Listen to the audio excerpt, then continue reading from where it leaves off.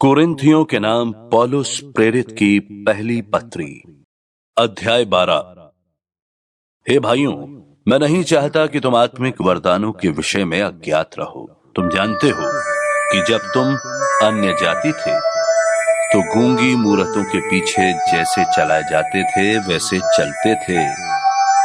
इसलिए मैं तुम्हें चेतावनी देता हूं कि जो कोई परमेश्वर की आत्मा की अगुवाई से बोलता है वो नहीं कहता कि यीशु श्रापित है, और ना कोई पवित्र आत्मा के बिना कह सकता है कि यीशु प्रभु है। वरदान तो कई प्रकार के हैं, परंतु आत्मा एक ही है, और सेवा भी कई प्रकार की है, परंतु प्रभु एक ही है। और प्रभावशाली कार्य कई प्रकार के हैं, परंतु परमेश्वर एक ही है, जो सब में हर प्रकार का प्रभाव उत्पन्न करता है, किंतु सबके लाभ पहुंचाने के लिए हर एक को आत्मा का प्रकाश दिया जाता है। क्योंकि एक को आत्मा के द्वारा बुद्धि की बातें दी जाती हैं, और दूसरे को उसी आत्मा के अनुसार ज्ञान की बातें, और किसी को उसी आत्मा से विश्वास, और किसी को उसी एक आत्मा से चंगा करने का वरदान दिया जाता है। फिर किसी को सामर्थ्य के काम करने की शक्ति, और किसी को भविष्यवाणी की, और किसी को आत्माओं की परख, और किसी को अनेक प्रकार की भाषा, और किसी को भाषाओं का अर्थ बताना। परंतु ये सब प्रभावशाली कार्य वही एक आत्मा करवाता है, और जिसे जो चाहता है वो बांट देता है। क्योंकि जिस प्रकार देह तो एक है और उसके अंग बहुत से हैं, और उस एक देह के सब अंग बहुत होने पर भी सब मिलकर एक ही देह है, उसी प्रकार मसीह भी है।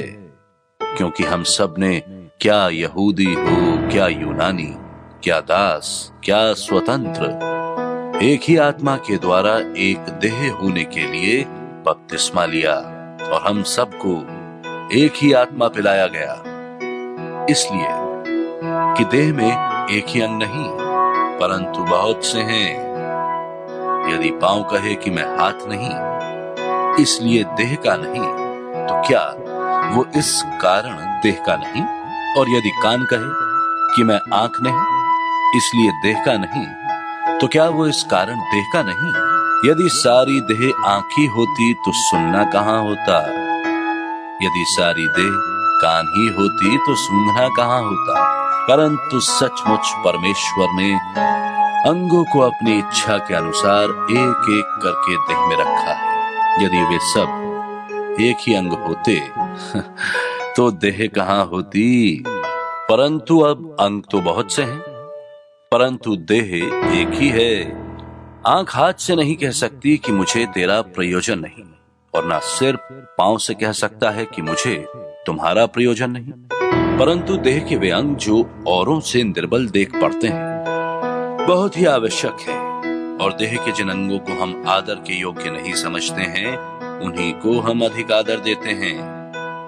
और हमारे शोभाहीन अंग और भी बहुत शोभायमान हो जाते हैं, फिर भी हमारे शोभायमान अंगों को इसका प्रयोजन नहीं। परंतु परमेश्वर ने देह को ऐसा बना दिया है कि जिस अंग को घटी थी उसी को और भी बहुत आदर हो, ताकि देह में फूट ना पड़े, परंतु अंग एक दूसरे की बराबर चिंता करें। इसलिए यदि एक अंग दुख पाता है तो सब अंग उसके साथ दुख पाते हैं, और यदि एक अंग की बढ़ाई होती है तो उसके साथ सब अंग आनंद मनाते हैं। इसी प्रकार तुम सब मिलकर मसीह की देह हो, और अलग अलग उसके अंग हो। और परमेश्वर ने कलीसिया में अलग अलग व्यक्ति नियुक्त किए हैं, प्रथम प्रेरित, दूसरे भविष्यद्वक्ता, तीसरे शिक्षक, फिर सामर्थ्य के काम करने वाले, फिर चंगा करने वाले और उपकार करने वाले, और प्रधान, और नाना प्रकार की भाषा बोलने वाले। क्या सब प्रेरित हैं? क्या सब भविष्यद्वक्ता हैं? क्या सब उपदेशक हैं? क्या सब सामर्थ्य के काम करने वाले हैं? क्या सबको चंगा करने का वरदान मिला है? क्या सब नाना प्रकार की भाषा बोलते हैं? क्या सब अनुवाद करते हैं? तुम बड़े से बड़े वरदानों की धुन में रहो, परंतु मैं तुम्हें और भी सबसे उत्तम मार्ग बताता हूं।